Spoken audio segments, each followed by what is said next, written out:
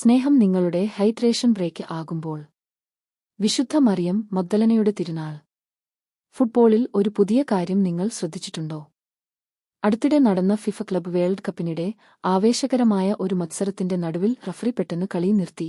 Foul കൊണ്ടല്ല, പരിക്ക് കൊണ്ടല്ല, മറിച്ച് ഹൈഡ്രേഷൻ ബ്രേക്ക് എന്ന് വിളിക്കപ്പെടുന്ന ഒന്നിനുവേണ്ടി. ആദ്യം അത് വിചിത്രമായി തോന്നി. എന്തുകൊണ്ടാണ് കളിയുടെ ഒഴുക്ക് തടസ്സപ്പെടുത്തുന്നത്? പിന്നീട് ഒരു കാര്യം എനിക്ക് മനസ്സിലായി. ലോകത്തിലെ ഏറ്റവും മികച്ച ഫുട്ബോൾ കളിക്കാർക്കുപോലും വെള്ളം കുടിക്കാതെ 90 മിനിറ്റ് കളി പൂർത്തിയാക്കാൻ കഴിയില്ല. കഴിവ് മാത്രം പോരാ, പരിശീലനം മാത്രം പോരാ, ദൃഢനിശ്ചയം മാത്രം പോരാ. ഉന്മേഷം ലഭിച്ചില്ലെങ്കിൽ അവർ ഒടുവിൽ തളർന്നു വീഴും. അപ്പോൾ മറ്റൊരു ചോദ്യം എന്റെ മനസ്സിൽ വന്നു. ലോകത്തിലെ ഏറ്റവും മികച്ച കായികതാരങ്ങൾക്ക് 90 മിനിറ്റ് മത്സരം പൂർത്തിയാക്കാൻ ഒരു ഹൈഡ്രേഷൻ ബ്രേക്ക് ആവശ്യമെങ്കിൽ ഒരു ജീവിതകാലം മുഴുവൻ വിശ്വസ്തരായി തുടരാൻ ക്രിസ്ത്യാനികൾക്ക് എവിടെ നിന്നാണ് ശക്തി ലഭിക്കുന്നത്? ഒരിക്കലും ഓട്ടം ഉപേക്ഷിക്കാത്ത ഒരു സ്ത്രീയെ ഇന്നത്തെ സുവിശേഷം നമുക്ക് പരിചയപ്പെടുത്തുന്നു, മറിയം മഗ്ദലന. അവളെ ശ്രദ്ധയോടെ നോക്കുക. ഇരുട്ട് വിട്ടുമാറും മുമ്പേ അവൾ കല്ലറയിലേക്ക് നടക്കുന്നു. കല്ല് ഉരുട്ടിമാറ്റിയിരിക്കുന്നത് കണ്ട് അവൾ ഉടനെ പത്രോസിന്റെയും യോഹന്നാന്റെയും അടുത്തേക്ക് ഓടുന്നു. അവൾ തിരികെ ഓടുന്നു. എല്ലാവരും പോയ ശേഷവും അവൾ അവിടെ തുടരുന്നു. അവൾ അന്വേഷിക്കുന്നു. അവൾ കരയുന്നു. അവൾ കാത്തിരിക്കുന്നു. അവൾ ശ്രദ്ധിച്ചു കേൾക്കുന്നു. ഉയിർത്തെഴുന്നേറ്റ കർത്താവിനെ കണ്ട ശേഷം ഞാൻ കർത്താവിനെ കണ്ടു എന്ന് പ്രഘോഷിക്കാൻ അവൾ വീണ്ടും ഓടുന്നു. അവൾ ഒരിക്കലും ചലനം നിർത്തുന്നില്ല. എന്താണ് അവൾക്ക് ഇത്ര അസാധാരണമായ ഊർജ്ജം നൽകിയത്?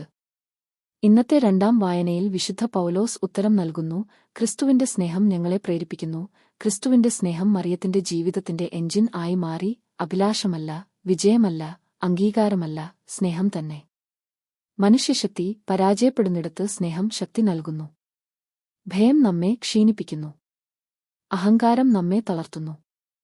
പാപം നമ്മെ ദുർബലരാക്കുന്നു. എന്നാൽ സ്നേഹം നമുക്ക് ചിറകുകൾ നൽകുന്നു. ഉത്തമഗീതത്തിലെ 1-ാം വായന മറിയത്തിന്റെ ഹൃദയം വെളിപ്പെടുത്തുന്നു. എന്റെ ആത്മാവ് സ്നേഹിക്കുന്നവനെ ഞാൻ അന്വേഷിച്ചു.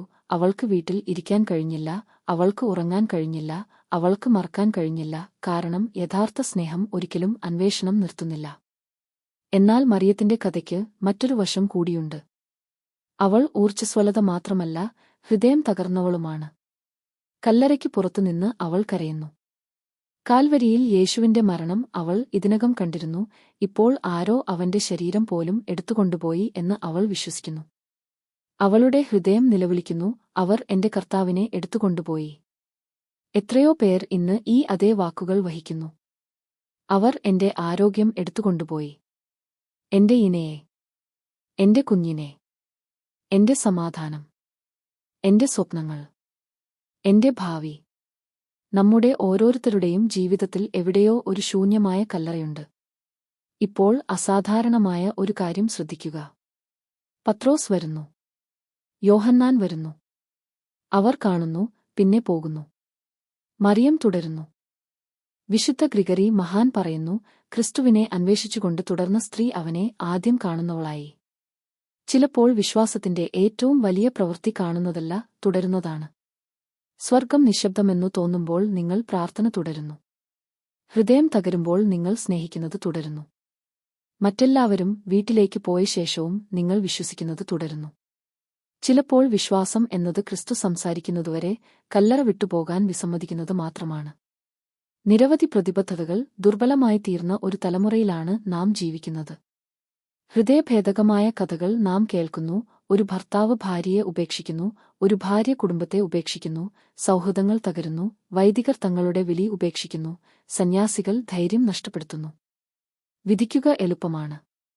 എന്നാൽ ആഴമേറിയ ചോദ്യം എന്തുകൊണ്ടാണ് അവർ വിട്ടുപോയത് എന്നതല്ലായിരിക്കാം. ആഴമേറിയ ചോദ്യം ഇതായിരിക്കാം, എവിടെ വച്ചാണ് അവർ കുടിക്കുന്നത് നിർത്തിയത്? ഓരോ വിവാഹവും ദാഹിക്കുന്നു. ഓരോ കുടുംബവും പരീക്ഷണങ്ങൾ അനുഭവിക്കുന്നു. ഓരോ വൈദികനും നിരുത്സാഹത്തിന്റെ നിമിഷങ്ങൾ അറിയുന്നു.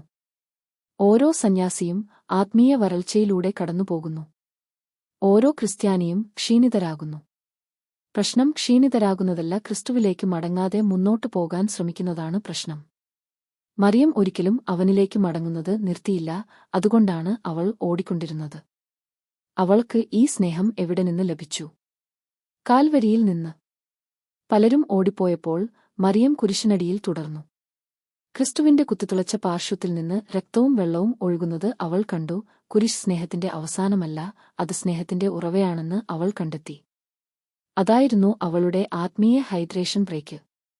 കുരിശ് ഓർക്കുമ്പോഴെല്ലാം അവൾ ക്രിസ്തുവിന്റെ സ്നേഹത്തിൽ നിന്ന് വീണ്ടും കുടിച്ചു. നാം കുരിശിനു മുന്നിൽ വരുമ്പോഴെല്ലാം ക്രിസ്തു നമ്മെ പുതുക്കുന്നു. നിശ്ശബ്ദ ആരാധനയിൽ മുട്ടുകുത്തുമ്പോഴെല്ലാം അവൻ നമ്മെ നവീകരിക്കുന്നു. അനുരഞ്ജന കൂദാശ സ്വീകരിക്കുമ്പോഴെല്ലാം അവൻ നമ്മെ പുനഃസ്ഥാപിക്കുന്നു. കുർബാന സ്വീകരിക്കുമ്പോഴെല്ലാം അവന്റെ കുത്തിത്തുളച്ച ഹൃദയത്തിൽ നിന്ന് ഒഴുകിയ അതേ സ്നേഹത്തിൽ നിന്ന് നാം കുടിക്കുന്നു. കുർബാന വെറുമൊരു ചടങ്ങല്ല, അത് നമ്മെ നിലനിർത്താൻ ക്രിസ്തു തന്നെ തന്റെ ജീവൻ നൽകുന്നതാണ്. വിശുദ്ധ പൗലോസ് പറയുന്നതിൽ അതിശയമില്ല, ആരെങ്കിലും ക്രിസ്തുവിലാണെങ്കിൽ അവൻ പുതിയ സൃഷ്ടിയാണ്. മറിയത്തിന്റെ കണ്ണീർ അത്രയേറെ വർദ്ധിക്കുന്നു. അവൾ യേശുവിനെ തിരിച്ചറിയുന്നില്ല, അവനെ തോട്ടക്കാരനെന്ന് അവൾ തെറ്റിദ്ധരിക്കുന്നു.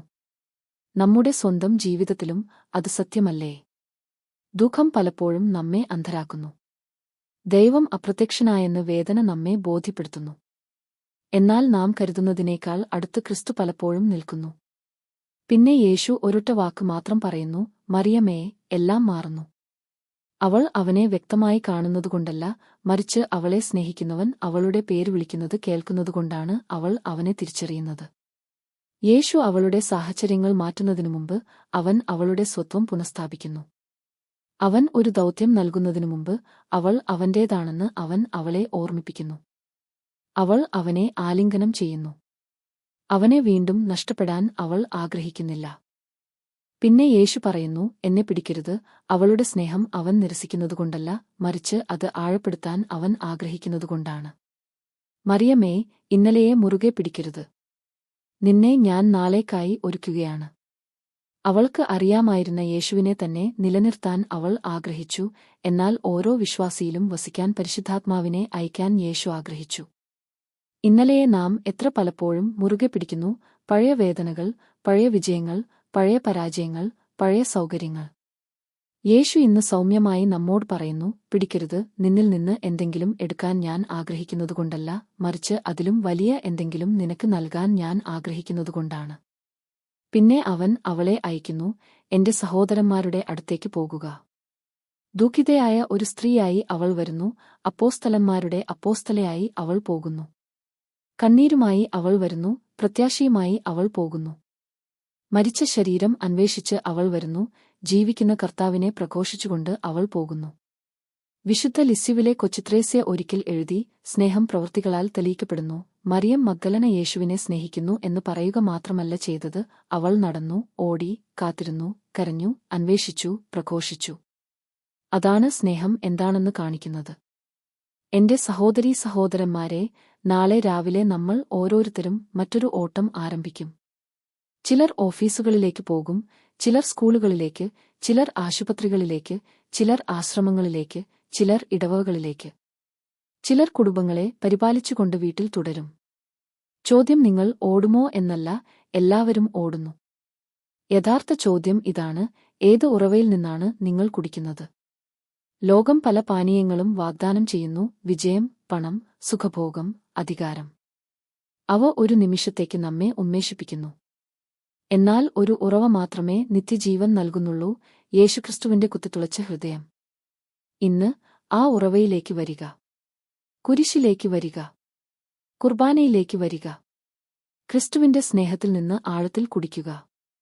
നിങ്ങളുടെ വിവാഹത്തെ, കുടുംബത്തെ, പൗരോഹിത്യത്തെ, സന്യാസവിലിയെ, ശിഷ്യത്വത്തെ പുതുക്കാൻ അവനെ അനുവദിക്കുക. മറിയം മഗ്ദലന കല്ലറ വിട്ടതുപോലെ ഈ കുർബാന വിട്ടുപോകുക. വെറും ഞാൻ യേശുവിൽ വിശ്വസിക്കുന്നു എന്ന് പറയുകയല്ല, മറിച്ച് സന്തോഷത്തോടും പ്രത്യാശയോടും വിശ്വസ്തയോടും കൂടി ജീവിക്കുക. നിങ്ങളെ കാണുന്നവർ പറയട്ടെ, ആ വ്യക്തി കർത്താവിനെ കണ്ടിരിക്കുന്നു. നമ്മുടെ ജീവിതം മറിയത്തിന്റെ ഈസ്റ്റർ പ്രഘോഷണമായി മാറട്ടെ, ഞാൻ കർത്താവിനെ കണ്ടു. ആമേൻ.